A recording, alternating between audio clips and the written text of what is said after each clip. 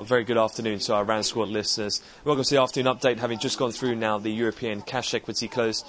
And in terms of the European markets, we did see some outperformance in the general peripheral stock indices, particularly that of Spain, which finished up in the IBEX some 2.95% against the core DAX in Germany, which finished up 0.9, as too did the CAC Quarante.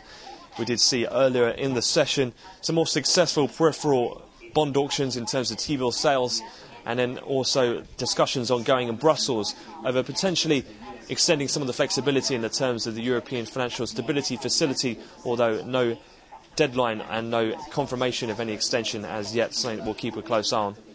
In terms of US equities, though, we are seeing a pretty mixed picture. A bit of underperformance seen in NASDAQ 100 at the moment, predominantly the key story there being that of Apple, whose shares individually trade down around 3.5% as the market reacts to that news we saw broke yesterday that Steve Jobs is taking another leave of absence due to medical reasons.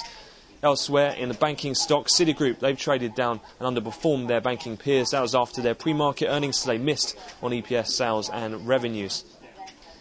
In terms of elsewhere, though, in terms of equities, as mentioned, pretty flat to slightly mixed with the NASDAQ underperforming, but T-notes have trended quite sharply lower.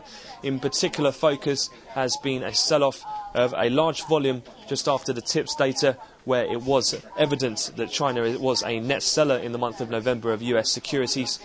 Elsewhere as well, there has been some market talk of potential fat finger attributed to that sharp downtick in the 10-year.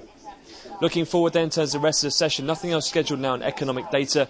In terms of corporate earnings, though, the likes of Apple and IBM report after the closing bell. And also in the next hour or so, we'll wait the meetings in Ireland as the Irish Prime Minister Brian Cowan has his confidence vote. We could likely see some comments as the session progresses. So that concludes the afternoon wrap. We'll have another update on the close of the New York Stock Exchange. So for the time being, enjoy the rest of your trading day.